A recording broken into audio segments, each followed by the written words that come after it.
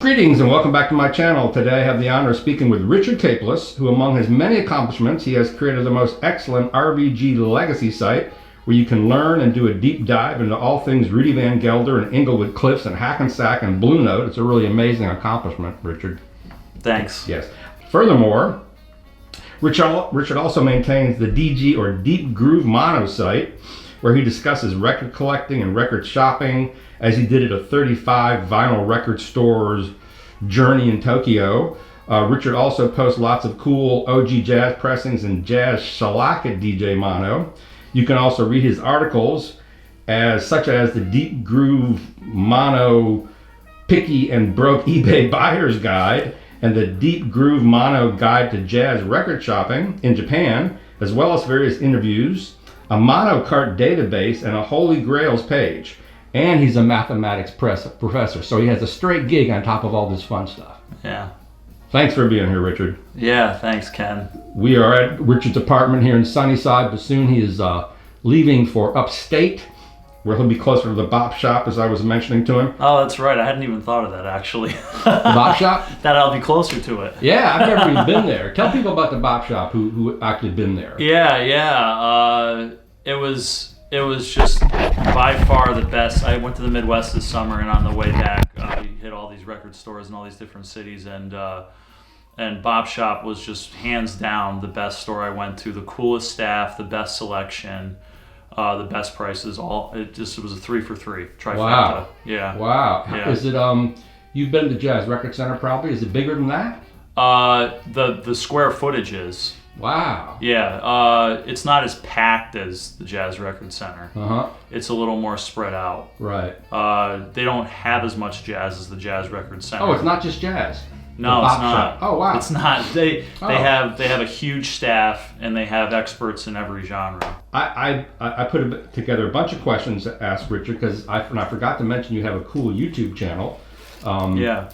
And you're a wealth of information. But I asked you first and foremost to pull out some of your most prized LPs, and Richard was nice enough to do that. Yeah. I find the word prized interesting. I feel like it's different than favorite for some reason. Interesting. But at the same time, I just kind of tried to find a happy balance, I guess maybe. Prize kind of feels like, to me, something I'm proud to own, or like that I feel like is I got a really great deal on that's very valuable or something. Favorite is just favorite. It wouldn't necessarily be anything that like was a great deal or like really hard to get. But right.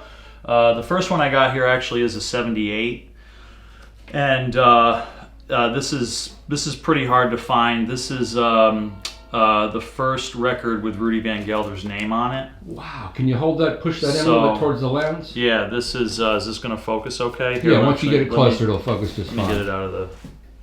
So, Rudy's name is on the bottom of the credits there. Just hold it for a second. There we go. Wow. I think I saw you talking about this on something.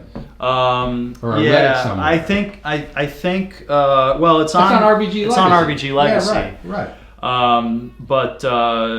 So this is from late 1951. He did he did one commercial recording before this that kind of broke him, where Al Collins loved the record, the radio DJ Al Collins loved the record, and he played it on his show all the time. It was by Joe Mooney. It was called We'll Be Together Again, and it was released on the Carousel label, and I'm still looking for that record. If anybody has it, I want it. It's a Carousel 78, Joe Mooney, We'll Be Together Again. And that's the kind of information that's on RVG Legacy. Yeah. There's so much depth, and it's funny because 2 nights ago I was talking to a friend of mine. I said, I wish I could find somebody should do an overhead diagram of Hackensack. I saw it. That was on your Blue Train video. Oh, right. And it's on RVG Legacy. The funny thing is that I watched that video on my own accord. No one told me that you would mention me on there. Right. So I'm just watching, and suddenly you guys start talking about me. And then a couple days later, you contacted me. I was just like, oh, that's so cool. So that was Rudy's first professional recording with Joe Mooney. This would have been his second quote-unquote professional recording. And then after this would have shortly followed the first Gil Malay date he did for Gus Tatiris and Triumph, which eventually became Progressive. And that was a 78. And I'm looking for those 78s too, those Gil Malays on Triumph. But then Alfred Lyon bought the rights to that, and then that became the first side, I believe, of Blue Note 5020 Gil Malay Quintet Sextet. And then there was a Tony Furchell recording after that. That's all Rudy's earliest stuff. So, and what also was funny was, I thought that not funny but cool is you didn't just like create like a diagram of Hackensack from your head. You confirmed each corner with photographs of the musicians at Hackensack. Yeah. So you took them around. Yeah. You know, with the piano and the blinds and the cool drapes, and that's a lot of homework. Yeah, I was totally inspired by Dan Mortensen from the Audio Engineering Society. He's the world's expert on the Columbia 30th Street studio. Oh, really? Wow. And I assisted him with his research at the Sony Legacy archives. Wow. Once in near Madison Square Park. And then I was his assistant at one of the AES conventions one year here in New York, and then we decided that I was going to do a Rudy talk. I was totally inspired by Dan and what he did with 30th Street, and his friend did a diagram of 30th Street. Wow. The same way, and that's what gave me the idea to do it for Hackensack. Where's this diagram of 30th Street at? It's on the Steve Hoffman forum. Oh, it's on Steve Hoffman. But that thread is like 300 pages. Yeah, I can't. You have to. It would be so hard to look through it, but I can figure out a way to get it easy access. Oh, that'd be cool. Yeah. So, do you want to see these other records? Definitely. So, I'm a shameless Blue Note fanboy, completely shameless. Okay. I remember one time when I first started doing my interviews on my blog, my buddy Chris, who owns Hudson Valley Vinyl, was like, "You're not focusing on the right record collectors. All these collectors just like Blue Note or something." And I was just like, "Look, man, I know you think Blue Note is the Disneyland of jazz collecting, but it's what I like, dude." So is that the store in Beacon? Yeah. Yeah, right. Yeah, he's got awesome stuff. He's got great prices too. He does. He's always been he's a good grader too, and that's an old friend of mine from my hip hop days. Cool. But yeah. So I don't know. I'll just do these in order of catalog numbers. So this one I got in Japan recently. This is Horace Parlan Speaking My Piece. This is a beautiful early 80s Toshiba stereo reissue. That is beautiful. It's in really clean condition. These early 80s Toshiba reissues are just completely beautiful. They sound beautiful. The vinyl is incredibly quiet, and these jackets are just this gorgeous glossy, and with the beautiful printing. I think if you really get down to it, the Toshiba jackets, the printing and the quality will beat the Kings every single time. Interesting. And you know, people like the darker sound of the Kings a lot, I understand, and a lot of people just sort of dogmatically prefer anything that's older, so they prefer the Kings just because they're older simply.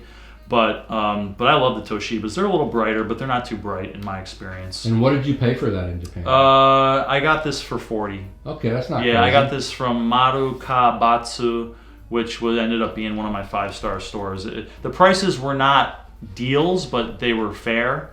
And this place was definitely the best store I went to in terms of selection.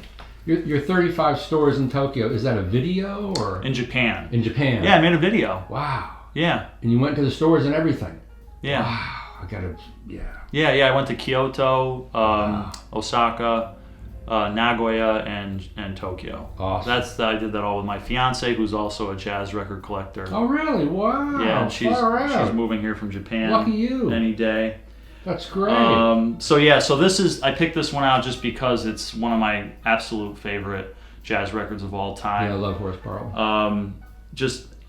For me, it's a big deal when a record, like every song hits. Like all 6 of these songs are bangers. So that's what really, for me, constitutes a really great record.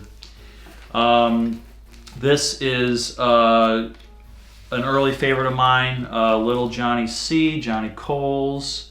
I'm glad we're doing this because I've had a lot of YouTubers comment on my videos and say to me, well, what records do you like?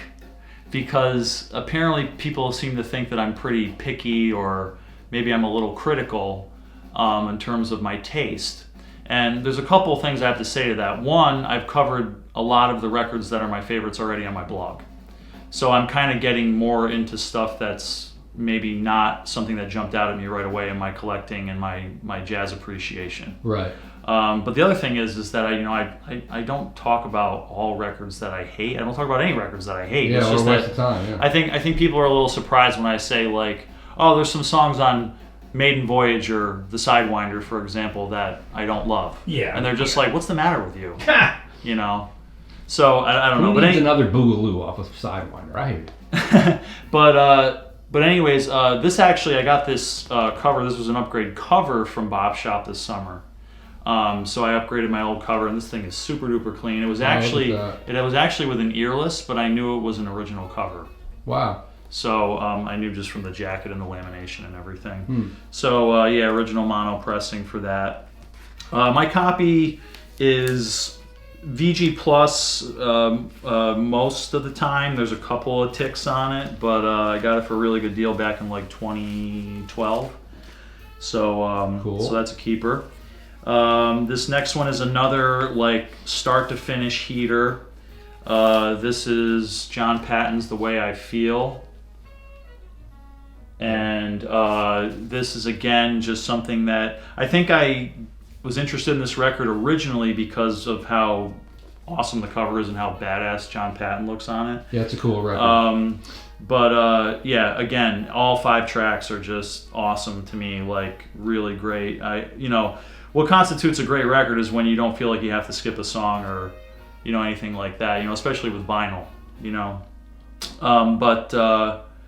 But yeah, this I had a original mono pressing of this. This is a Liberty stereo. This is an earless Liberty stereo, and the original mono had some distortion on it that I never liked, and it was clean too. And I talked about this in one of my videos recently that Rudy got a little more heavy-handed with his mono mastering through the 60s, and you're more likely to get these pressings that are maybe a little too hot at times. And do you think that's why? And I asked Paul Wells this question. Sometimes with Elvin, it's like, the cymbals start phasing, and I thought that's because he was experimenting and the pop wasn't loud enough. That's so funny that you mentioned that. Yeah. Because this, I was just listening to my copy of The Real McCoy the other night, and the song 4x5 on there. At the end, there's a really short drum solo, and yeah, what it is that you can hear this sucking, the compression. You can hear the sucking that sounds like phase issues, I think, and it's like it just sounds like instead of the cymbal just being a clean psh, it's like psh, you know what I mean? It's really strange. Too much compression? Yeah, I think it's too much compression actually sometimes. And other times they are distorting. Right. Yeah. Rudy was just like this master of like making it so hot, the signal, but not making it obviously distortion. Right. Like with the drums often, like I heard of my friend's super clean Music Matters, A Night in Tunisia the other day. He brought it over, and I was just like, I don't really hear anything that's flat out distortion. People are like, this record is so hot. Oh my God, he recorded this so hot. But I really didn't hear anything that was like blatant distortion. I mean, it was really close. Right. Yeah. Interesting. Yeah. But anyways, and the other thing about this record that's interesting is that all the reissues, which there aren't many, have master tape damage. They have tape damage.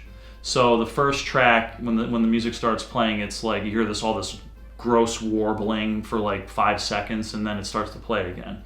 So the only place you're really going to get a copy that doesn't have that gross tape damage is an original. So, your records are really clean. Yeah, I'm very particular. Man. Yeah, I'm really particular. And I have those records, but they're not that clean. So last one here is just a reissue.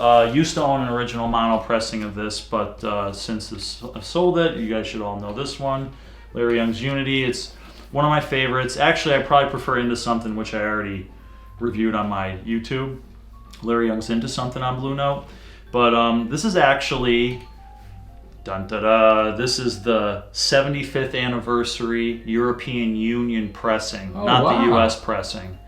So, a lot of people will say that's blasphemy. They were digitally sourced, and I just don't give a shit about that at all.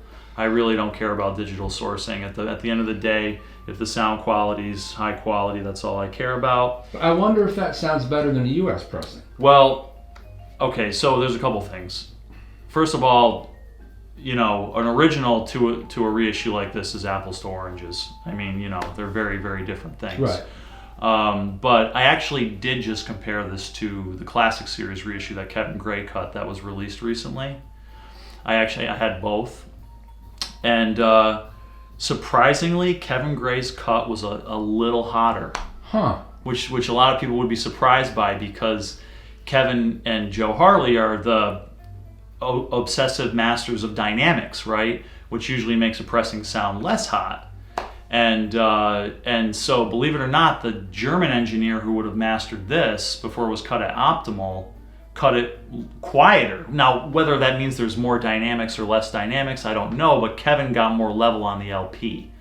So it could just mean that Kevin still cut it no compression. Maybe these guys they both cut it with no compression, but maybe Kevin got more level because he's a master vinyl mastering engineer. Did he do all the Classics reissues? Yes, he mastered them. I didn't know that. All alone. Yep. No kidding. Yep. I didn't know that. Yep. Wow. Yeah. I thought it was funny. Wasn't it on your site where you show his house? Yeah. I was like, it's a very simple house. Yeah. Which is smart, actually. It's you not think all this gear is in there. It's not where he lives, but it's where the mastering studio is. Interesting. Yeah. Wow. So for what I am going to probably review this at some point, so I guess I can tell you more about the details then. But I love Unity. I love Larry Young. I actually have to explore more Larry Young. I don't know his later Blue Note stuff. He had that debut LP on New Jazz, Testifying, that I've never heard. Really hard to find, really expensive. I like his later stuff, Mothership, and they're kind of freaky. They get more funky and gotcha. But that's definitely the killer right there. Yeah, but this album's a huge mood setter, man. It's just got this relaxed, like the mid '60s Englewood Cliff sound. Is just, there's so many like sweet sounding albums at that time, Bobby Hutcherson albums, Larry Young, all those guys, Herbie Hancock. Those mid '60s albums are just to die for. Totally. The sound of them, yeah. I ran my questions by Richard first, and he was most interested in one of my last questions: misconceptions about jazz record collecting. That's the one, right? Yes. I think answering a question like that or just discussing that, I just have to be careful not to get into any trouble. Get in trouble, man. I get in trouble all the time. Because I know you piss do, me Ken. off all the time. I know you do. Big mouth. I'd have to think about this. Jazz collecting, record collecting would be one set of misconceptions. Jazz collecting specifically, I guess I would start by saying it is much harder to find originals that sound good than I would have originally thought when I first got into collecting. It is really hard. Really hard. If you're as picky about your vinyl as you're about your covers, I can understand. Yeah.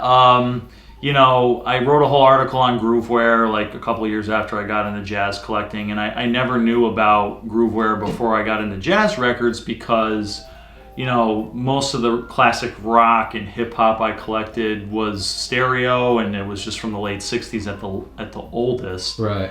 And so these jazz records are from the '50s and the early '60s, and they're mono, and the cartridges were heavier tracking, and there was people who were using Sapphire Styley for like 500 plays, which is completely insane. And so, there's all kinds of issues with a lot of these records. I'm super particular about, fidelity and quality of playback, and I don't want to get off on a tangent here too much in terms of like misconceptions about jazz collecting, but originals have a sound. I know from I've always been very aware of your opinion about that, and your opinion on the difference between originals and reissues and stuff like that. And they have a sound. Sure do. Joe Harley says that too. Yeah, reissues have a sound, and I believe that there's a thing in audio sound reproduction called Accuracy that is talking about trying to imitate the original sound source as closely as possible. I believe that reissues are by and large better at imitating the original master tape. That doesn't mean that originals are inferior. And it doesn't mean that originals are therefore not worthwhile or to be desired. And it's taken me a long time to get to a point where I feel like I'm sort of comfortable in my own collector skin, which is that I like to collect both at this point. Misconceptions. All right, I got another one for you here, and maybe it's more about equipment. Okay. It's not so much about jazz collecting, but tracking force.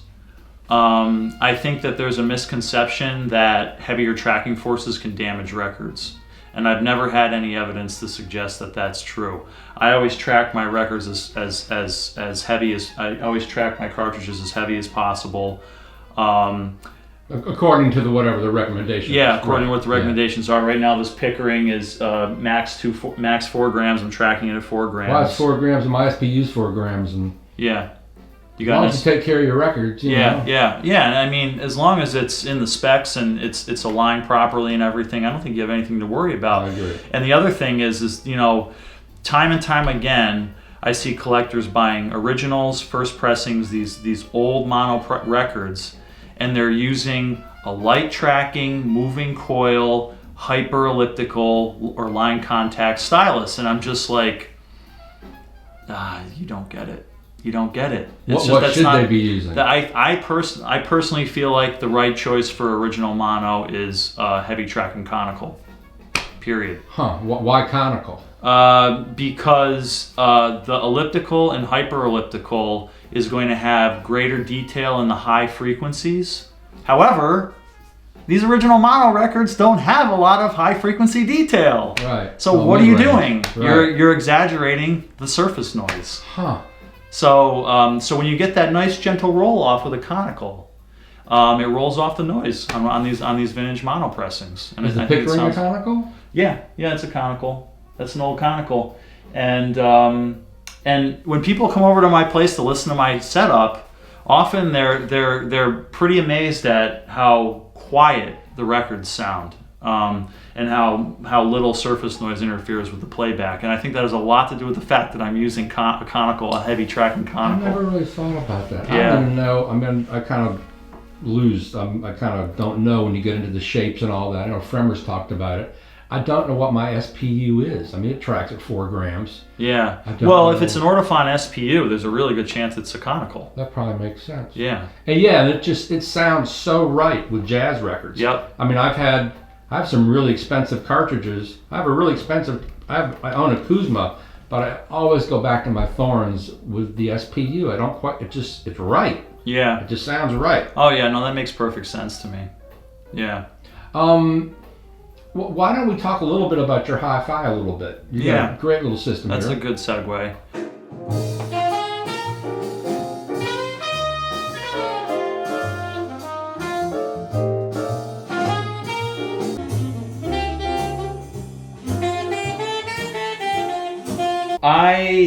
So let's start with the source, the cartridge. Right now I'm using a Pickering that is a D1507 DJ. So it's basically a D1507. So 15 is just their prefix, and 07 is 0.7 mils. So it's a 0.7 mil radius on the tip. And why do you like that cartridge? So there's a number of reasons. Now the reason I like it with this setup, this particular setup, I also have a workstation in my bedroom.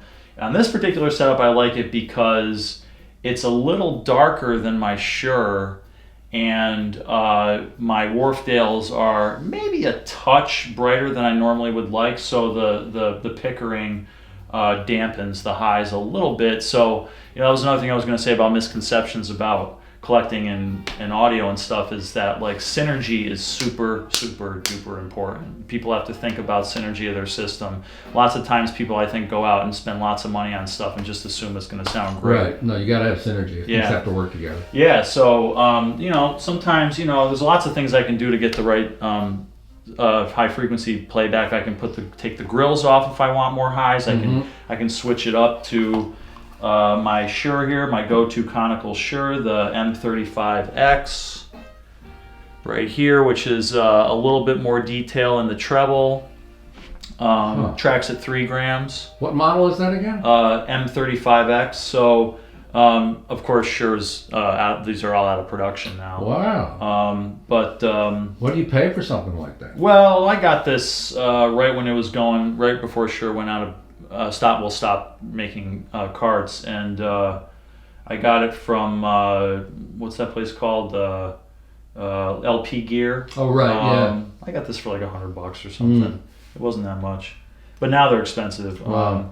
Like this, and then so sometimes I'll use the M97XE if I really want super duper detail in the high frequencies. If I just really want all that detail, I'll go to this. This is an elliptical. It tracks at 1.5 grams max. I always track at the max. That's a Shure as well? Yeah, that's a Shure. So yeah, and then I've got, this is just for DJing. This is an M44-7. Very similar to the M35X, except the voltage output is higher for clubs. I prefer the lower voltage output of the M35X for home. And then I've got my 1527 2.7 mil for 78s, and that snaps on to the Pickering whenever I want to play a 78. And then I've got a 1510. So if you're following, the 1507 is 0.7 mils. The 1510 10 is 1 mil, 1.0 mils. Where did you learn about these cartridges? My friend Bill Paula is a former mastering engineer from Connecticut, and he was really important for me to get into 78s. He taught me a lot about cartridges and styly, and he recommended the Pickerings to me, and I really like the Pickerings, which eventually became Stan. But yeah, so the other big thing is the 1 mil versus the 0.7 mil. Now, your SPU may or may not be 1 mil. Do you know? I don't know. Yeah, so these old mono records were made to be played with a 1 mil stylus. So the Ortophon does make an SPU. It's called the CG25. And the 25 stands for 25 microns, which is equal to 1 mil. Wow. So anyways, it helps to be a math professor. So the Ortophon, the 25, that's 1 mil. The Miyajima 0 is 1 mil. Right. And my buddy Frederick out in Norway has the Miyajima 0. Frederick FW, Rare Jazz Collector. Do you know who Frederick is? No. He's got all these crazy first pressings. Is he on Instagram? Yeah, but he's on YouTube. He's got his own website. Okay. I'll look on it. He has like a perfect condition Tommy Flanagan Overseas, Lee Morgan Volume 3, Soul Station. I mean, full strut, and he's got everything in perfect condition. And what's his ID on YouTube? Well, he's been going by FW Rare Jazz Collector. Okay. Yeah, and he's just got the most amazing originals collection, like the cleanest. Wow. He's a minimalist like me too. I've been influenced by Frederick a lot in my collecting in terms of like minimalism and stuff. So anyways, okay, so there's the stylus, and then my table is Technics 1200 Mark II. This is one of my babies. I have two. This is repurposed for the home for now. This is the turntable I still DJ with, that I've been DJing with since 1997. I bought this brand new with my other one. I bought two of them to DJ with in 1997 from Upstairs Records for $450 each new. Had them shipped up. Yeah, back then. And they're just complete and utter tanks. They never fail. I've replaced the tone arm once on it. I've had it modified by KAB Audio by Kevin in New Jersey for 78 playback. Wow. A lot of people like the fluid dampening, like my buddy Tom Fine, Bob Fine's son. He likes the fluid damping a lot. I haven't done that, but KAB does that too. But the main thing about the techniques, there's two big advantages. One, the stability of the direct drive, the quartz lock direct drive. Two, the isolation, just based on the fact of how freaking heavy it is. Really? What does it weigh? 40 pounds, I think. Wow. It might be 50, but I think Damn. 40. Yeah, the new ones, the Mark 7s, are lighter. They're made in Malaysia. But eventually I want to replace this with a 1200G, which is the newer one that's made in Japan. What year was that one made? This is, well, I mean, the Mark II originally came out in like 1978. Wow. But then they made very, very tiny upgrades to it over the years, and then I bought this in 97. And they're all that heavy? Yeah, they're all, as far as I know, I didn't know they were that heavy. So isolation is huge with me. Years ago, I would have been like trying out those consumer grade 80s techniques like the D202. And those things are much lighter, aren't those they? are so flimsy. Right. When you walk in the room, it skips the needle, and right. Yeah, I hate that. So, anyways, then moving down here, I got the Marantz 1090, but this is on its way out. I'm going to replace this with a Yamaha. A newer Yamaha that's like all analog. It's the S701, I think. Why? Crutchfield sells it. Why didn't you want to get rid of that? I'm getting tired of vintage gear. It's my yeah. friend tried to service this and recap it, and it's still got issues. It's just a pain. That's what I tell people when you buy into vintage gear. Get ready for a lot of repairs. Yeah. All of it. It's going down slowly but surely. Yeah. It just is. Yeah. So my fiance and I, we have a Yamaha amp picked out that looks really pretty, and it's pretty much the same dimensions and silver face and all analog, pretty much the same thing. And more power though. This is like 45 watts per channel. These speakers are rated at 100 watts, so the one we're getting is like 80 watts. So we're gonna definitely be better off in terms of loading the speakers. Down here is my prized Owl 1 phono preamp. It's a phono pre. Yeah, Owl 1. Yeah, Who makes this it? Conduct Art, really weird company from the early 80s. Huh. And so I found out a bit about this from Rudy's. Rudy has this phono preamp, and at his studio still has, and when I was giving my Rudy talk in Connecticut, I mentioned this amp, and somebody in the audience was like, I have that, and immediately I was like, do you want to sell it? And he was like, sure. So I got one. So it's mainly a 78 phono pre, but it's also for mono. It's got a mono switch here, which I'm usually using it for mono. You can do left only, right only. You can do the vertical signal if you have a vertical tracking, like a hill and valley, like a lateral, like a vertical cut 78 from like the 20s or something. And you can. I usually just bypass it. I actually use the phono pre in the Marantz for regular stuff. But that's all for 78. Yeah, I could use it for LPs, but for mono LPs. But I just use the phono pre in here. How old is that? With the mono button. This is from the 80s, so it's okay. It's that old. That looks about right. Okay. And then my speakers are Wharfdale Denton 80ths. So I got those a couple years ago at the recommendation of my buddy who knows a lot more about speakers. And they're ported, which is important to me. I've always preferred ported bass to sealed bass. Right. And he told me, don't worry about the bass, and I was worried about the bass before I got them, and they throw, man. They wouldn't have enough bass. Yeah, they're small. It's yeah, like a 5-inch woofer or something. Yeah, they go down to like 45 or 40, probably 45 hertz with plus or minus 3 dB. But they go, any speaker that's rated at that goes below that with more of a roll off. Yeah. So it's not like they're not producing anything below. And closer to the wall like that, you probably get some low end. Yeah, absolutely. Well, yeah, but also that they're a little removed from the wall too. I think helps. Overall. That they're not right next to the wall. Right. Yeah. So So for a lot of reasons, I think that these things really can thump. I was very surprised at how good the low end is with these things, because I grew up with car stereos with big subwoofers in the back of my car. Yeah. And that's where I came to love ported enclosures. Right. That with those big speakers with hip hop, I like knew the first time I had a ported enclosure, I was just like, I'm never getting sealed enclosures again. That's my taste. That's Base my reflex taste. is the most common design still. There aren't Yeah. that many sealed boxes. Yeah.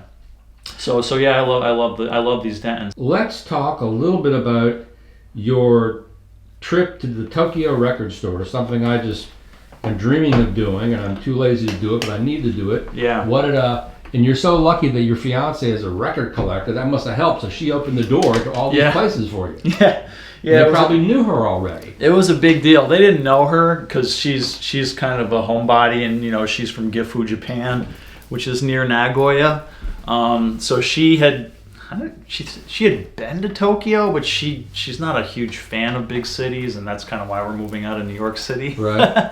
She was completely instrumental in me navigating these record stores. For example, in the video you'll see that we went to this place called Morpho in Osaka, and they didn't have any jazz, and if I was alone I would have walked out. And she got talking to the owner in Japanese and figured out that they had all their jazz at a record fair somewhere else in the city, and we went to this record fair and it was amazing. Huh. And lots of stores had their jazz there, so I would have never done that if she wasn't with me. Wow. How was the exchange rate when you were there? It was great, and it's even better now, believe it or not. Right. And she's kind of bummed about that because she has to convert her money at some point when she moves here soon. But yeah, the exchange rate's really good right now, yeah. So I mean, I was totally lucky to have her with me to dig. Was every store like wow or? No, not at all. But I kind of touch on it in the video I made for YouTube about it, that most of the stores were better than all the U.S. stores I've been to. How so? In the sense that they just had better selection. Now, the truth is that over there, they're lucky when it comes to jazz, because like those reissue labels in Japan over the last 3 or 4 decades have just gone crazy with reissuing jazz. And what is it? The vinyl, that store, they do their own Blue Note reissues? What's the name of that Disc store? Union. Disc Union, right. Yeah, I mean, there's dozens of them in Japan. Yeah, and I love that store. That was a great store. Did you buy their Blue Note reissues? Well, now they're out of print. Oh, really? And they're really expensive, just like Music Matters. I'd never pay what people want for them. I'd never pay over $100 for something like that. But so the main thing is that Japan has all these great jazz records reissued, and they're available. They're plentiful there. Like all these weird, obscure prestige and new jazz titles that you can't find in any U.S. stores, be it original or reissue. They have the reissues over there, and they're in the stores. Like Toshiba reissues? Who? Yeah, like Blue Note, Toshiba. The main companies that did prestige and new jazz were Toshiba in the early 70s, but then eventually Victor. Right. So Victor and Victor made super high quality reissues like Prestige, New Jazz, Riverside, all that stuff. They got all the licensing for that over the years. So the Japanese record stores are like stocked with high quality reissues of great jazz classics across the board, which just doesn't happen in the U.S. because the Japanese reissues aren't in the U.S. They never got here. And the other thing that's weird is that so many OJCs made it from the U.S. to Japan in the 80s and 90s, and some of the store clerks were explaining that to me and my fiance. So they've got all these great records that OJC reissued in OJC form. So, and then originals wise, they have all the originals, the original U.S. pressings. they get them from over here, they ship them over, but they pay top dollar, and then they raise the price. You So know, I tell people all the time when I started Yeah. working with Fred Cohen in 1990, and the Japanese, there were two guys who would come in and buy big stacks of Blue Notes. And I asked Fred once, what was the top price for the Blue Notes back then? And he said $40 yeah, for any Blue Note. yeah, You know, back when CDs ruled and Fred was miserable, and yeah, and they would just buy all the Blue Notes that cheaply. It's Yeah. incredible. Yeah, so now they're all the tubes are over there too, I understand. oh wow, It's like when the RCA plant closed in Newark, I heard the Japanese came, bought all the tubes, bought all the tube works, and took them all back to Japan. wow. You know, when their economy was really booming. So Yeah, I heard the same thing, that it was around the 90s when a lot of the originals went to Japan. Right. And yeah, so like the stores often have really impressive original pressings, and they're super I expensive. bet. Yeah. Wow. Yeah, there was, especially in Tokyo, there wasn't a lot of middle ground. I'm really, my favorite records are often in the $50 to $150 range. And it was mostly like reissues under 50 that I ended up buying when I was there. There really wasn't much that was in the middle. You could go broke doing that. $50 a pop really easily. No, that's true. And the price of the Japanese, you know, the Japanese reissues here now are going way up in price. They're still not crazy there, but yeah. How many records did you buy in all those stores? In Japan, Yeah. I came home with like 25 records, and I had a budget, and I was like, I spent 60% of my budget. You strike me as someone who's probably good with their budget. I'm not. You're not? No, my But you're a math fiance. professor. My fiance is really good at keeping me to my budget. Oh, that's good. And I joke about it in the whole video. If you watch the video. Okay. Yeah, I'll put a link down below Yeah. to that video. Yeah. Wow. Let's talk about your RVG Legacy site, which is such an amazing site on so many different levels. I mean, you go so deep into it about Rudy, the history of Rudy, and I love the fact that throughout the articles you cite everything. Yeah. You cite Fred's book a little bit, and other books I don't even know. Yeah. You go through the equipment. It's really complete. How did you assemble all that and put it all together? Well, real quickly before I forget, the reason I did citations throughout the whole website is because I figured I'm a nobody and that nobody knows who I am, and they're not going to believe a lot of the things I say unless I have everything sourced. Huh. So that was a big reason why I did that. Great. And it's funny too because Mark Myers was like, "Your website isn't a scholarly article. It's a piece of journalism. You don't need all those citations." And Well, I was think just it's like, great because I want to look up these books I've never heard of. So, anyways, the way it started was, it started when I started. I wrote my first article for the London Jazz Collector blog on Blue Note's transition from mono to stereo. And at that time, I was starting to go and use my degree in history, and do like more academic note-taking style, and compile my notes and with sources and everything. And when I was writing that article, I was doing that already. And when I first started collecting jazz in the early 2010s, right around the time that I wrote that article, I was like way too passionate on the internet about mono. And DG Mono. and I was just like, I would argue so like intensely about like the Great. mono is the authentic representation of these records. Listen to what Rudy Van Gelder and Alfred Lyon and Bob Weinstock and everybody says, and blah blah blah. Now I don't care. I'm much more relaxed. But at that time, it was so important to me to try to say to people, you should be listening to the mono versions of these records. But anyways, that's when it would have started. And then, knowing about Blue Note's transition from mono to stereo and all that was, had a lot to do with Rudy Van Gelder and what his methods were. So that's where it started, like in terms of like nerding out on Rudy and really getting into granular detail about the his methods. And then as time went on and I saw what Dan Mortensen was doing with 30th Street, I was like, it would be great if somebody did that for Hackensack and Englewood Cliffs. So that's what I started doing, and then he encouraged me and allowed me to present at the AES conference in 2019, and it was basically getting ready for that I basically spent a whole year getting ready for that. It looks like it. And you mean for AES or your website? Well, that's the thing, is that my website is basically my presentation. Oh, which is on your site? Is that in more detail, though. Right. Well, there's a link to the page from my AES page or something, but no, there's no video of my presentation. That would have been cool. No, there isn't. But yeah, so the way it went was I gave the talk in late 2019, and that year before that I was doing all kinds of research. That's when Michael Kuskuna put me in touch with Maureen and Don Sickler, the current owners of Van Gelder Studio, and Maureen is the trustee of Van Gelder's estate. And I had just been in touch with Michael because, I mean, it's not hard to get in touch with Michael. He loves to talk about this stuff. He'll talk to anybody about it.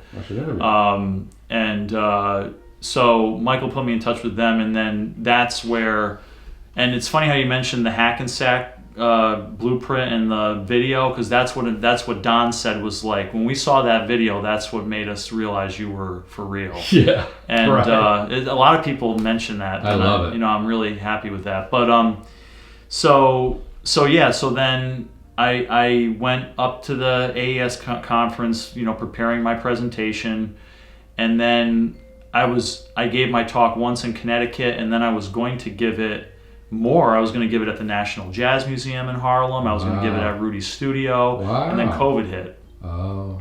So the website ended up being a way for me to share my presentation with people when I couldn't. Right before Rudy died, he the Bergen County Historic Preservation Committee went to Rudy to see if he wanted to have the studio registered as a, you know, on the National Register of Historic Places, basically a national landmark, and he didn't want to do it. Why not? Because he's just like, I try to be careful not to talk about him in a way where it's like I knew him, but I do know an awful lot about him and people who knew him at this point. He was just like, he was very humble in some ways. He was a very humble guy. He always deflected praise towards, well, usually deflected praise from himself towards the musicians and the producers. And I just think that in some ways I think he was a really deep dude in a lot of ways too. Like, he didn't want to talk about that kind of stuff, like philosophical stuff. He wouldn't talk about mic placement or any of that. No, not that, definitely not. Yeah. But even like heavier stuff, like what he felt his purpose was and what his values were, I don't think he ever talked about that much. But I always gather that he was a deep guy in the sense that he was very selfless in a lot of really important ways, and that was the reason why he was so successful. But anyways, after he died, Maureen and Don, Maureen especially, agreed that it would make sense to have the studio made into a national landmark, because then that would lead to having a, what do they call it, preservation easement on the property. Any place that goes on the National Register has to go on the state register first. So Bergen County deemed it worthy of the state register of historic places. And then it eventually became got on the national register. Right. There's thousands of places on the state register. There really is not a lot of places that are on the national register. Is that right? So they're moving towards that preservation easement and establishing a nonprofit. That was the last thing I heard. But to get back to his record collection, which we were talking about, is like, you know, it's historic. It could be a learning tool. It's got a lot of value. Frankly, in my opinion, it is the key to really understanding and appreciating his original all analog vinyl vision. Because these are the original mono pressings. His stuff from the golden era of jazz, the late 50s, 60s, it's all mono. It's all mono. Almost, the entire collection's almost all mono. Yeah. And, you know, when I talked to Michael Kuskuna, when I was writing that article about Blue Note mono to stereo, Michael explained to me that when Rudy did the RVG edition CDs with Michael, that Rudy wanted to do them in mono. And Michael was like, Rudy, we're not going to do that. Mono's dead. This is the stereo era. You know what I mean? So the earliest RVG editions have this like funny compromise, like this like stereo, this folded, close stereo blob that's not the wide stereo that all the audiophiles love. And that's why the RVG editions got panned a lot at first. And then as time went on and he kept doing them, he opened them up and made them wider stereo. But they were trying to find a compromise between Rudy wanted mono and Michael wanted stereo. His record collection represents that authentic vision for a couple reasons, but the one reason why his collection specifically is special, not just because they're his, is because they're like mint, man. Wow. They're like unplayed. Thousands of records. Yeah, and like at least hundreds of these classic like Blue Note Prestige New Jazz records that he recorded and mastered. So, you know, there's not many places that you're going to hear an unheard copy, original mono, unplayed of like Freddie Hubbard's Open Sesame, which he has 2 of. Gee whiz. You know, so the idea is to share this with the world at some point, you know, to have listening sessions at the studio. Wow. And to have people come to the studio and, you know, pay for a ticket to come and listen, and we'll talk about it. Me and Don will talk about it or something, and we'll have a slideshow and we'll play the original mono pressings. And you know, and that's the other thing is that I think that this is a good platform for me to finally speak my piece about all this. Yeah, you know, Joe Harley with Blue Note has been passionate about stereo for a long time for lots of very good reasons. I, however, feel like there is still value in a mono program. My vision is, if I ever had any say in it, I don't know why I would, but my vision would be to maybe start with a digital mono reissue program of all those great Blue Note records, and see if people have an interest in that. Because if anything, when people are listening to music on their headphones, a lot of times that stereo is really wide, and it's like it doesn't sound good in headphones. So if you go on Spotify and you can pick the mono version of Joe Henderson Page 1, you know, maybe people would do that, you know. And if you make it like the Rudy Van Gelder, the definitive Rudy Van Gelder version, and you try to make it imitate that original analog vinyl original pressing vision of his, then maybe there's value in that. Maybe you could have the Tone Poet and the Music Matters be one vision, and then you could have this new mono the way that Rudy wanted to do it for the RVG editions. Maybe that could finally come to be something real. Right? Wow. Yeah, so it's Joe Harley. We got to give him a talking to. So. Hey, I'm not trying to get in trouble here. I'm going on the record as saying that there's value to both presentations, and I love me some stereo now. I absolutely love me some stereo. I really do. But I love me some mono too. Would like to, at some point when the time is right and if everything is right, work on a proper Rudy biography. There is the potential for some other multimedia projects surrounding Rudy. I can't say too much about that. And the other thing that I think I would like to do at some point is I've shared some of my ideas regarding my passion for Blue Note with Joe Harley, and I'm hoping that I can move forward with a couple of those. Richard, it's been a real treat to speak with you today and come into your apartment. It won't be your apartment much longer. And you're just a wealth of ideas and information, and thank you for being on my channel. I really appreciate it. This was great, Ken. Thanks a lot.